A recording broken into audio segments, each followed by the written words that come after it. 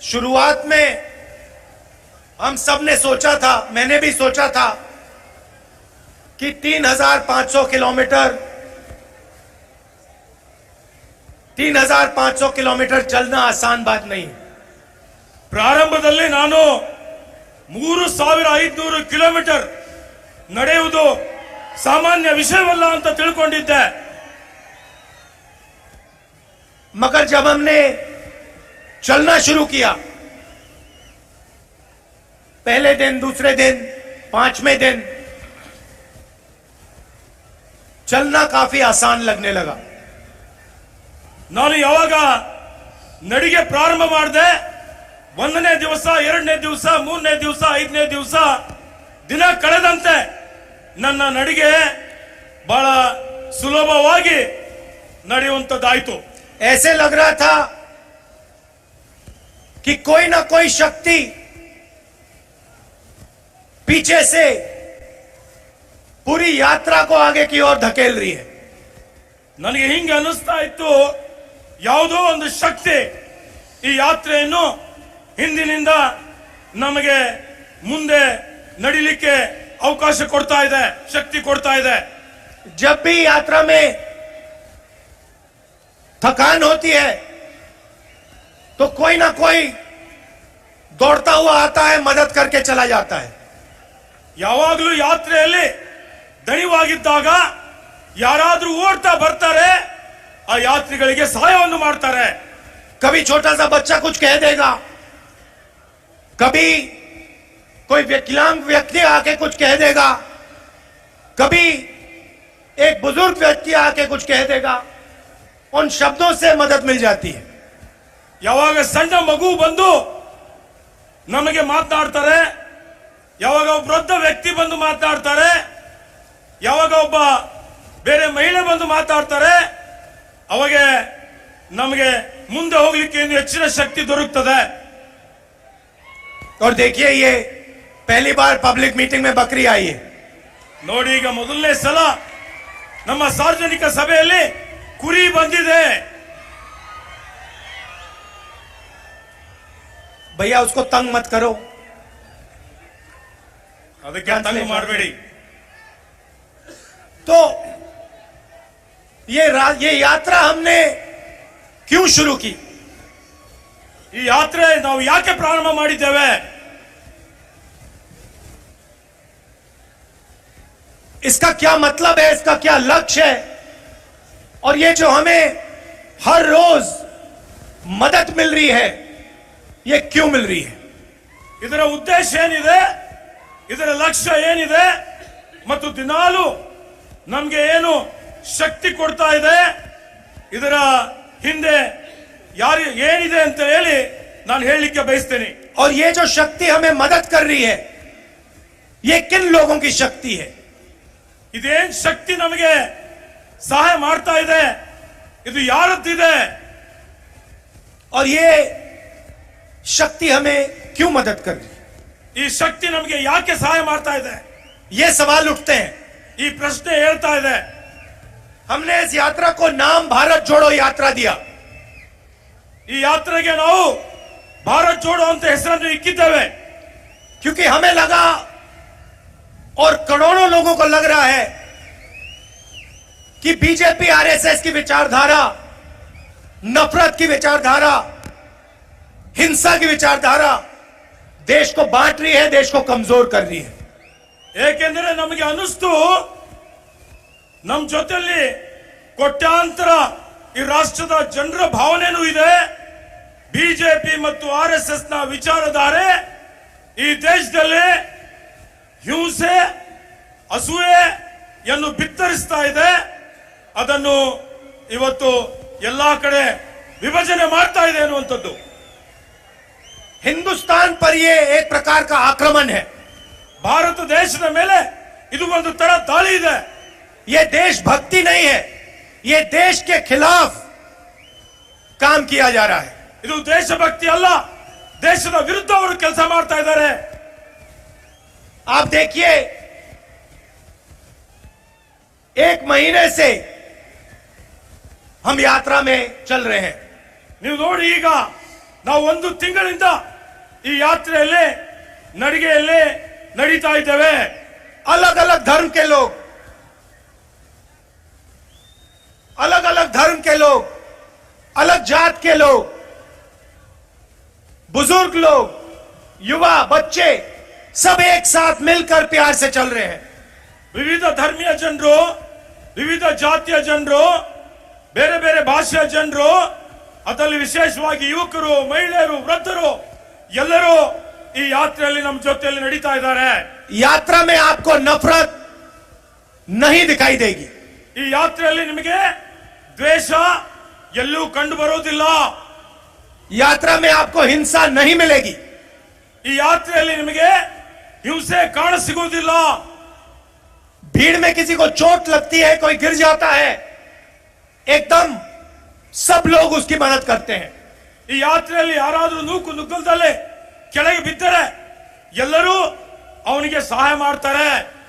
सवाल नहीं पूछते कौन से धर्म के हो, किस जात के हो, महिला हो, पुरुष हो, बच्चे हो, बुजुर्ग हो, यह नहीं पूछा जाता. एकदम मदद मिलती है. ಅವನಿಗೆ ಯಾರು ಪ್ರಶ್ನೆ ಕೇಳೋದಿಲ್ಲ.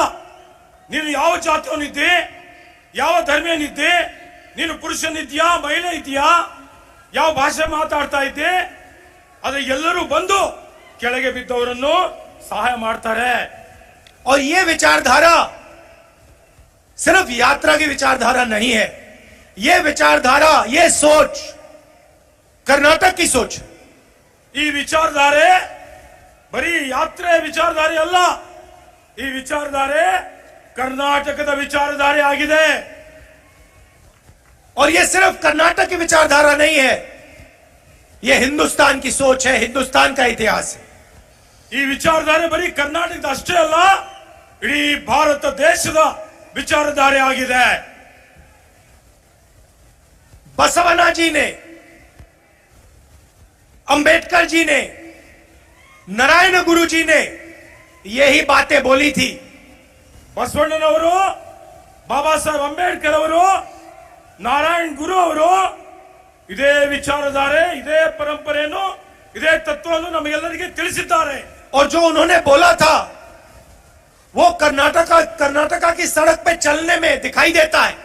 ಅವ್ರು ಏನ್ ಹೇಳಿದ್ರು ಅದು ಯಾತ್ರೆಯಲ್ಲಿ, ನಡಿಗೆಯಲ್ಲಿ ನಮಗೆ ಕಾಣಿಸ್ತಾ ಇದೆ. वो आपके दिल के अंदर है, आपके खून के अंदर है, उसको निकाला नहीं जा सकता. ಅದು ಕರ್ನಾಟಕದ ಜನರ ಹೃದಯದಲ್ಲಿದೆ, ಅದು ನಿಮ್ಮ ರಕ್ತದಲ್ಲಿದೆ, ಅದನ್ನು ಯಾರೂ ತೆಗಿಲಿಕ್ಕೆ ಸಾಧ್ಯ ಇಲ್ಲ. कितनी भी कोशिश कर ले ये लोग, 24 घंटे लगा ले, 50 साल लगा ले, ये आपके खून से, आपके डीएनए से नहीं निकाला जा सकता. ಯಾರು ಎಷ್ಟೇ ಪ್ರಯತ್ನ ಮಾಡಲಿ, ಎಷ್ಟೇ ಒತ್ತಡ ಹಾಕ್ಲಿ, ಆದರೆ ಅವರಿಗೆ ನಿಮ್ಮ ಈ ಒಂದು ರಕ್ತದಿಂದ ಆ ವಿಚಾರಧಾರೆ ತೆಗಿಲಿಕ್ಕೆ ಸಾಧ್ಯ ಇಲ್ಲ. हम चल रहे हैं, भाईचारे के लिए चल रहे हैं, मगर यात्रा में 2-3 और मैसेजेस हैं. ನಾವು ನಡೀತಾ ಇದ್ದೀವಿ, ಸಹೋದರತ್ವಕ್ಕಾಗಿ ನಡೀತಾ ಇದ್ದೀವಿ, ಆದರೆ ಯಾತ್ರೆಯಲ್ಲಿ ಇನ್ನೂ ಕೆಲವೊಂದು ವಿಷಯಗಳಿದಾವೆ. यात्रा में चलते हुए मैं बहुत सारे युवाओं से मिला हूं. ಯಾತ್ರೆ ನಡಿಗೆಯಲ್ಲಿ ನಾನು ಬಹಳಷ್ಟು ಯುವಕರನ್ನು ಭೇಟಿಯಾಗಿದ್ದೇನೆ. कॉलेज में, यूनिवर्सिटी में पढ़ाई कर रहे हैं, स्कूल में पढ़ाई कर रहे हैं. ಕಾಲೇಜ್ನಲ್ಲಿ, ಶಾಲೆಯಲ್ಲಿ, ವಿಶ್ವವಿದ್ಯಾಲಯದಲ್ಲಿ ಅವರು ವಿದ್ಯಾಭ್ಯಾಸ ಮಾಡ್ತಾ ಇದ್ದಾರೆ.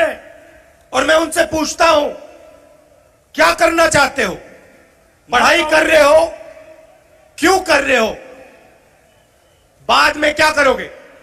ನಾನು ಅವರಿಗೆ ಪ್ರಶ್ನೆ ಕೇಳ್ತೀನಿ, ನೀವು ಮುಂದಿನ ಭವಿಷ್ಯದಲ್ಲಿ ಏನ್ ಮಾಡ್ಬೇಕಂತೀರಿ, ಈಗ ಏನ್ ಮಾಡ್ತಾ ಇದ್ದೀರಿ ಅಂತೇಳಿ ಹೇಳಿ.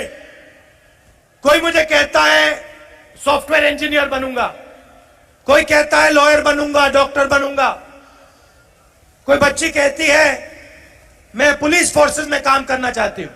ಯಾವ ವಿದ್ಯಾರ್ಥಿ ಹೇಳ್ತಾನೆ ನಾನು ಸಾಫ್ಟ್ವೇರ್ ಇಂಜಿನಿಯರ್ ಆಗ್ತೀನಿ, ಯಾರು ಹೇಳ್ತಾರೆ ನಾನು ಇವತ್ತು ಶಿಕ್ಷಕನ ಆಗ್ತೀನಿ, ಬೇರೆ ಬೇರೆ ಉದ್ಯೋಗ ಮಾಡ್ತೀನಿ ಅನ್ನುವಂತ ವಿಚಾರವನ್ನು ಅವರೆಲ್ಲ ಹೇಳ್ತಾರೆ. उसके बाद मैं उनसे पूछता हूं क्या तुम्हें लगता है, तुम्हें भरोसा है कि कॉलेज के बाद, स्कूल के बाद तुम्हें नौकरी मिलेगी। ಅದಾದ ಮೇಲೆ ನಾನು ಅವರಿಗೆ ಕೇಳ್ತೇನೆ, ನೀನು ನಿನ್ನ ವಿದ್ಯಾಭ್ಯಾಸ ಪೂರೈಸಿದ ಮೇಲೆ ನಿನಗೆ ನೌಕರಿ ಸಿಗುತ್ತಾ? जवाब मिलता है भरोसा नहीं है, हमें नहीं लगता कि हमें नौकरी मिलेगी। ಉತ್ತರ ಸಿಗ್ತದೆ, ನಮಗೆ ವಿಶ್ವಾಸ ಇಲ್ಲ, ನಮಗೆ ಅನ್ನಿಸೋದಿಲ್ಲ ನಮಗೆ ನೌಕರಿ ಸಿಗುತ್ತೆ ಅಂತ। आज हिंदुस्तान में 45 साल से सबसे ज्यादा बेरोजगारी है। ಇವತ್ತು ಹಿಂದೂಸ್ತಾನದಲ್ಲಿ 45 ವರ್ಷದ ಇತಿಹಾಸದಲ್ಲಿ ಎಲ್ಲಕ್ಕಿಂತ ಹೆಚ್ಚಿನ ನಿರುದ್ಯೋಗ ತಾಂಡವಾಡ್ತಾ ಇದೆ। प्रधानमंत्री ने कहा था हर साल 2 करोड़ युवाओं को रोजगार दूंगा। ಪ್ರಧಾನಮಂತ್ರಿ ಅವರು ಹೇಳಿದ್ರು ಪ್ರತಿ ವರ್ಷ 2 ಕೋಟಿ ಉದ್ಯೋಗ ಕೊಡ್ತೀನಿ ಅಂತ। कहां गए 2 करोड़ रोजगार? ಎಲ್ಲಿ ಹೋದು 2 ಕೋಟಿ ಉದ್ಯೋಗ? उल्टा करोड़ों युवाओं को बेरोजगार कर दिया है। ಅವರ ನೀತಿಯಿಂದ ಕೋಟ್ಯಾಂತರ ಯುವಕರು ಉದ್ಯೋಗ ಇದ್ದಿದ್ದು ಕಳೆದುಕೊಂಡು ಬಿಟ್ಟಿದ್ದಾರೆ। कर्नाटक में 2.5 लाख सरकारी पोस्ट वेकेंट क्यों हैं? ಕರ್ನಾಟಕ ರಾಜ್ಯದಲ್ಲಿ 2.5 ಲಕ್ಷ ಸರ್ಕಾರಿ ನೌಕರಿಗಳು ಯಾಕೆ ಖಾಲಿ ಇದೆ? और प्रधानमंत्री की पॉलिसियों ने, नोटबंदी, जीएसटी और उन्होंने जो कोविड के समय किया उसके कारण 12.5 करोड़ युवाओं रोजगार खो गए। ಪ್ರಧಾನಮಂತ್ರಿ ಅವರ ನೀತಿಯಿಂದ ಅವರೇನು ನೋಟ್ಬಂದಿ ಮಾಡಿದ್ರು, ಜಿಎಸ್ಟಿ ಅವೈಜ್ಞಾನಿಕವಾಗಿ ಅನುಷ್ಠಾನ ಮಾಡಿದ್ರು, ಇವೆಲ್ಲ ಅವರ ತಪ್ಪಿನಿಂದ 12.5 ಕೋಟಿ ಜನ अच्छा ನಿರುದ್ಯೋಗಿಗಳಿದ್ದಾರೆ। कर्नाटक में अगर आपको पुलिस का सब इंस्पेक्टर बनना है तो आप 80 लाख रुपए देकर बन सकते हो। ನೀವು ಕರ್ನಾಟಕ ರಾಜ್ಯದಲ್ಲಿ ಪೊಲೀಸ್ ಇನ್ಸ್ಪೆಕ್ಟರ್ ಆಗಬೇಕು ಅಂತ ಹೇಳಿದ್ರೆ 80 ಲಕ್ಷ ರೂಪಾಯಿ ಲಂಚ ಕೊಡಬೇಕಾಗ್ತದೆ। पैसा है तो कर्नाटक में आप सरकारी नौकरी खरीद सकते हो। ನಿಮ್ಮಲ್ಲಿ ದುಡ್ಡಿದ್ರೆ ಕರ್ನಾಟಕ ರಾಜ್ಯದಲ್ಲಿ ಸರ್ಕಾರಿ ನೌಕರಿ ನೀವು ಖರೀದಿ ಮಾಡಬಹುದು। पैसा नहीं है तो जिंदगी भर बेरोजगार रहो। ದುಡ್ಡಿಲ್ಲ ಅಂತ ಹೇಳಿದ್ರೆ ಜೀವನ ಪರ್ಯಂತ ನಿರುದ್ಯೋಗಿಗಳಾಗಿ ಇರ್ತೀರಿ। कोऑपरेटिव बैंक्स में स्कैम, असिस्टेंट प्रोफेसर की नौकरियों के लिए स्कैम, ಸಹಕಾರಿ ಬ್ಯಾಂಕಿನಲ್ಲಿ ಹಗರಣ, ಉಪನ್ಯಾಸಕರ ನೇಮಕಾತಿಯಲ್ಲಿ ಹಗರಣ, ಎಲ್ಲಾ ನೇಮಕಾತಿಗಳಲ್ಲಿ ಬ್ರಹ್ಮಾಂಡ ಭ್ರಷ್ಟಾಚಾರ ಮತ್ತು ಹಗರಣ ನಡೀತಾ ಇದೆ। इसीलिए कर्नाटक की सरकार को 40% की सरकार नाम दिया गया है।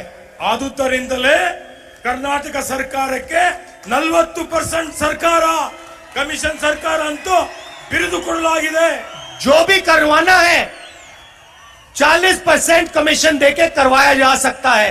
ಏನೇ ಕಾಮಗಾರಿ ಮಾಡಬೇಕಾದ್ರೂ 40% ಕಮಿಷನ್ ಕೊಟ್ಟು ಆ ಕಾಮಗಾರಿ ಮಾಡಿಕೊಳ್ಳಬೇಕಾಗ್ತದೆ।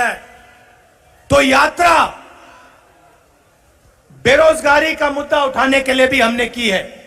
ಈ ಯಾತ್ರೆ ನಿರುದ್ಯೋಗದ ಸಮಸ್ಯೆ ಜನರ ಗಮನಕ್ಕೆ ತರಲಿಕ್ಕೆ, ಅದನ್ನು ವಿಷಯವನ್ನು ತೆಗೆದುಕೊಳ್ಳಲಿಕ್ಕೆ ಯಾತ್ರೆ ಪ್ರಾರಂಭ ಮಾಡಿದ್ದೇವೆ। And as if unemployment is not enough, as if hatred and violence is not enough, you are faced with the highest prices you have ever been faced with. ಇವತ್ತು ಬರೀ ನಿರುದ್ಯೋಗ ಅಷ್ಟೇ ಅಲ್ಲ, ಹಿಂಸೆ ಅಷ್ಟೇ ಅಲ್ಲ, ಇವತ್ತು ದೇಶದಲ್ಲಿ ಎಲ್ಲಕ್ಕಿಂತ ಹೆಚ್ಚಿನ ಒಂದು ಬೆಲೆ ಏರಿಕೆ ಇದೆ। Prices keep rising. ಇವತ್ತು ಬೆಲೆ ಏರಿಕೆ ಗಗನಕ್ಕೇರಿದೆ, They don't stop. ಅದು ನಿಲ್ಲಕ್ಕೆ ತಯಾರಿಲ್ಲ। The Prime Minister in his speeches used to say, cylinders cost 400 rupees. Pradhan Mantri ಅವರ ಭಾಷಣದಲ್ಲಿ ಹೇಳ್ತಾ ಇದ್ರು, ಗ್ಯಾಸ್ ಸಿಲಿಂಡರ್ 400 ರೂಪಾಯಿಗೆ ಕೊಡ್ತೀವಿ ಅಂತ ಹೇಳಿ। In every speech he used to explain how our mothers and sisters are suffering because gas cylinders cost 400 rupees. ಪ್ರತಿಯೊಂದು ಅವರ ಸಾರ್ವಜನಿಕ ಸಭೆಯಲ್ಲಿ ಅವರು ಹೇಳ್ತಾ ಇದ್ರು, ನಮ್ಮ ತಾಯಂದಿರು, ನಮ್ಮ ಹಿರಿಯರು, ಬಡವರು ಎಲ್ಲರೂ 400 ರೂಪಾಯಿ ಸಿಲಿಂಡರ್ ಬೆಲೆ ಇದ್ದಾಗ ಅದರಿಂದ ಅವರಿಗೆ ಕಷ್ಟ ಆಗ್ತಾ ಇದೆ. Today that same cylinder costs 1,000 rupees. ಇವತ್ತು ಅದೇ ಸಿಲಿಂಡರ್ 1,000 ರೂಪಾಯಿ ಇವತ್ತು ಅದರ ದರ ಇದೆ. Why doesn't the Prime Minister explain what our mothers and sisters are supposed to do now? ಪ್ರಧಾನ ಮಂತ್ರಿಗಳು ಯಾಕೆ ಇವತ್ತು ಈ ದೇಶಕ್ಕೆ ಅವರು ಉತ್ತರ ಕೊಡಬೇಕಾಗಿದೆ. ನಮ್ಮ ಅಕ್ಕ ತಂಗಿಂದಿರು ಅಣ್ಣ ತಮ್ಮಂದಿರಿಗೂ ಇವ್ರೇನ್ ಹೇಳ್ತಾರೆ, ಅವ್ರೇನ್ ಸಫರ್ ಆಗ್ತಾ ಇದ್ದಾರೆ, ಅದಕ್ಕೆ ಯಾರು ಕಾರಣ ಅಂತ ಹೇಳಿ. The prices of petrol and diesel are the highest we have seen in a very long time. Petrol ಮತ್ತು ಡೀಸೆಲ್ ಬೆಲೆ ಇಡೀ ಇತಿಹಾಸದಲ್ಲಿ ಎಲ್ಲಕ್ಕಿಂತ ಹೆಚ್ಚಿನ ಬೆಲೆ ಏರಿಕೆ ಆಗಿದೆ. So on one side, you're hit by unemployment. On the other side, you're hit by high prices. And you're being squeezed in between. ಒಂದು ಕಡೆ ನಿಮ್ಗೆ ನಿರುದ್ಯೋಗ ಇದೆ, ಇನ್ನೊಂದು ಕಡೆ ನಿಮ್ಗೆ ಬೆಲೆ ಏರಿಕೆ ಇದೆ. ಎರಡರ ನಡುವೆ ನೀವು ಇವತ್ತು ಸ್ಕ್ವೀಸ್ ಆಗ್ತಾ ಇದ್ದೀರಿ. Throughout my walk, I have been meeting farmers. ನನ್ನ ಸಂಪೂರ್ಣ ಕಾಲ್ನಡಿಗೆಯಲ್ಲಿ ನಾನು ರೈತರನ್ನು ಭೇಟಿ ಆಗ್ತಾ ಇದ್ದೇನೆ. And every single farmer I meet, I ask him about his situation. ನಾನು ಭೇಟಿಯಾದ ಎಲ್ಲಾ ರೈತರಿಗೆ ಅವರ ಕೃಷಿ ಉತ್ಪನ್ನಗಳ ಬಗ್ಗೆ ಕೇಳಿದ್ದೇನೆ. I ask him how much money he puts into his farm. ನಾನು ರೈತರಿಗೆ ಕೇಳಿದ್ದೇನೆ, ಅವನು ಕೃಷಿ ಉತ್ಪಾದನೆ ಮಾಡಲಿಕ್ಕೆ ಎಷ್ಟು ಖರ್ಚು ಮಾಡ್ತಾನೆ. And then I ask him or her how much money she gets out of her farm. ನಾನು ಆಮೇಲೆ ಅವನಿಗೆ ಕೇಳ್ತೇನೆ, ಕೃಷಿ ಉತ್ಪಾದನೆ ಆಗಿದ ಮೇಲೆ ಅವನಿಗೆ ಎಷ್ಟು ಹಣ ಬರ್ತದೆ. And it is very obvious that farmers simply cannot make money without help. ಇದು ಎಲ್ಲರಿಗೂ ತಿಳಿದಿರೋ ವಿಷಯವಾಗಿದೆ. ಸರ್ಕಾರದ ಸಹಾಯ ಇಲ್ಲದೆ ರೈತರಿಗೆ ಲಾಭ ಆಗ್ಲಿಕ್ಕೆ ಸಾಧ್ಯನೇ ಇಲ್ಲ. And instead of helping the farmer, for the first time, India's farmers have to pay GST. ರೈತರಿಗೆ ಸಹಾಯ ಮಾಡೋದು ಬಿಟ್ಟು ಇವತ್ತು ದೇಶದ ಇತಿಹಾಸದಲ್ಲಿ ಕೃಷಿ ಉತ್ಪನ್ನಗಳ ಮೇಲೆ GST ತೆರಿಗೆ ದರ ಹಾಕಿದ್ದಾರೆ. They have to pay 5% GST on fertilizers, ಅವರು 12% GST on tractors, 18% GST on pesticides. 5% GST ಗೊಬ್ಬರದ ಮೇಲೆ ಹಾಕಿದ್ದಾರೆ.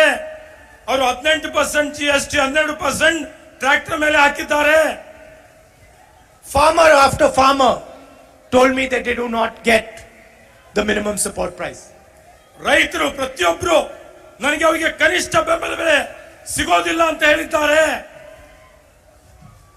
This is the situation that the farmers of Karnataka and the farmers of our country are facing.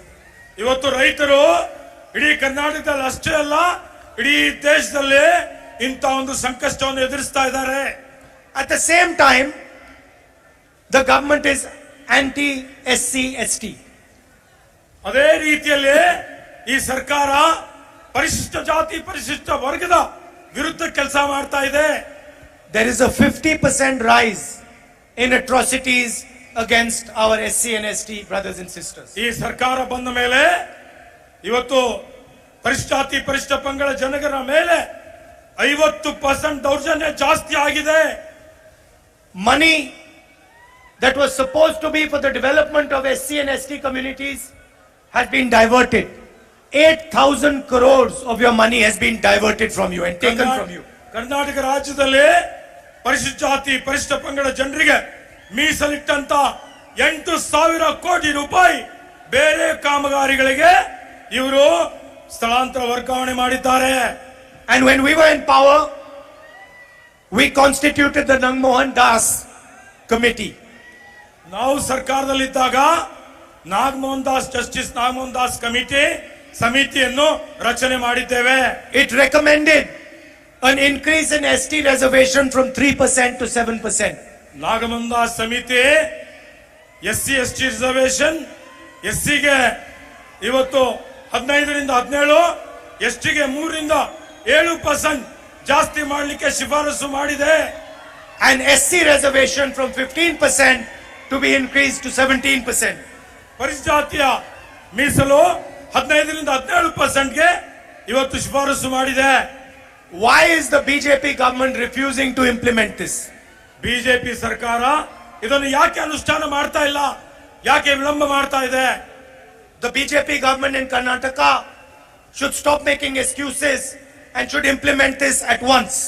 BJP ಸರ್ಕಾರ ಯಾವುದೇ ಒಂದು ರೀತಿಯ excuse ಹೇಳದೆ, ಬಹಾನ ಹೇಳದೆ ತಕ್ಷಣವೇ ಜಾರಿ ಮಾಡಬೇಕು ಅಂತ ಒತ್ತಾಯ ಮಾಡ್ತೇನೆ. I would also like to remind you that it was the BJP that said Article 371 could not be carried out. ಬಂಧುಗಳೇ, ಈ ಭಾಗ ಕಲ್ಯಾಣ ಕರ್ನಾಟಕ ಭಾಗ ಬಿಜೆಪಿ ಸರ್ಕಾರ ಇದ್ದಾಗ ವಿಶೇಷ ಸ್ಥಾನಮಾನ ಕೊಡಬೇಕು ಅನ್ನಂತ ಸಂದರ್ಭದಲ್ಲಿ ಅದನ್ನು ಅವರು ತಿರಸ್ಕಾರ ಮಾಡಿದ್ರು. Both Mr. Vajpayee and Mr. Advani refused to do it. Vajpayee ಅವರು ಮತ್ತು ಅಡ್ವಾಣಿ ಅವರು ನಮ್ಮ ಪ್ರಸ್ತಾವನೆ ತಿರಸ್ಕಾರವನ್ನು ಮಾಡಿದ್ರು. And it was the Congress party that gave you 371. Congress ಪಕ್ಷ ಸರ್ಕಾರ ಇದ್ದಾಗ 371 ಅನುಚ್ಛೇದ ತಿದ್ದುಪಡಿ ತಂದು And ಈ we ಭಾಗಕ್ಕೆ ವಿಶೇಷ ಸ್ಥಾನಮಾನ ಕೊಡಲಾಗಿದೆ. And we gave it to you because we recognized that you were struggling. ನಾವು ಇದನ್ನು ಕೊಟ್ಟಿದ್ದೇವೆ ಯಾಕೆಂದ್ರೆ ನೀವು ಬಹಳ ಕಷ್ಟವನ್ನು ಅನುಭವಿಸ್ತಾ ಇದ್ದೀರಿ, ಇದು ಅಭಿವೃದ್ಧಿ ಆಗದೇ ಇರುವಂತಹ ಪ್ರದೇಶ ಇದೆ ಅಂತ. And the result has been thousands and thousands of youngsters have got an opportunity, have got employment. ನಾವು 371 ಕಲಂ ತಿದ್ದುಪಡಿ ಮಾಡಿದಕ್ಕಾಗಿ ಸಾವಿರಾರು ಜನರಿಗೆ ಇವತ್ತು ಸರ್ಕಾರಿ ನೌಕರಿಯಲ್ಲಿ ಉದ್ಯೋಗ ಸಿಕ್ಕಿದೆ. Thousands of crores of rupees has been spent on development of this area. ಸಾವಿರಾರು ಕೋಟಿ ರೂಪಾಯಿ ವಿಶೇಷ ಅನುದಾನ ಈ ಭಾಗದ ಅಭಿವೃದ್ಧಿಗಾಗಿ ಬಂದಿದೆ. And lakhs of students have got admission in medical and engineering colleges and other courses. ಲಕ್ಷಾಂತರ ವಿದ್ಯಾರ್ಥಿಗಳು ಇವತ್ತು ವೈದ್ಯಕೀಯ ವಿಜ್ಞಾನ ಸಂಸ್ಥೆಯಲ್ಲಿ, ಎಂಜಿನಿಯರಿಂಗ್ ಕಾಲೇಜಲ್ಲಿ, ಅಗ್ರಿಕಲ್ಚರ್ ಕಾಲೇಜಲ್ಲಿ ಪ್ರವೇಶವನ್ನು ಪಡೆದಿದ್ದಾರೆ. I would like to conclude by saying we have a long relationship between my family and Bellary. ನಾನು ಈ ಭಾಷಣ ಮುಕ್ತಾಯಕ್ಕಿಂತ ಮೊದಲು ಈ ಒಂದು ಬೆಳ್ಳಾರಿ ಮತ್ತು ನಮ್ಮ ಪರಿವಾರದ ಅನೋನ್ಯವಾದಂತಹ ಒಂದು ಬಾಂಧವ್ಯ ಇದೆ, ಸಂಬಂಧ ಇದೆ. My mother fought an election from here and got wholehearted support from the people of Bellary. ನನ್ನ ತಾಯಿಯವರಾದಂತ ಶ್ರೀಮತಿ ಇಂದಿರಾ ಗಾಂಧಿ ಅವರು ಇಲ್ಲಿ ಲೋಕಸಭೆಯಲ್ಲಿ ನಿಂತು ನಿಮ್ಮೆಲ್ಲ Sonia Gandhi. ಶ್ರೀಮತಿ ಸೋನಿಯಾ ಗಾಂಧಿ ಅವರು ಈ ಕ್ಷೇತ್ರದಲ್ಲಿ ಚುನಾವಣೆಯಲ್ಲಿ ನಿಂತು ನಿಮ್ಮೆಲ್ಲರ ಸಹಕಾರದಿಂದ ಪ್ರಚಂಡ ಬಹುಮತದಿಂದ ಗೆದ್ದಿದ್ದಾರೆ. And my grandmother Indira Gandhi ji fought from Chikmagalur. ಮತ್ತೆ ನನ್ನ ಅಜ್ಜಿ ಇಂದಿರಾ ಗಾಂಧಿ ಅವರು ಚಿಕ್ಕಮಗಳೂರಿನಿಂದ ಲೋಕಸಭೆಯಿಂದ ಗೆದ್ದು ಬಂದಿದ್ದಾರೆ. So I cannot forget that. ನಾನು ಇದನ್ನು ಮರಿಲಿಕ್ಕೆ ಸಾಧ್ಯನೇ ಇಲ್ಲ.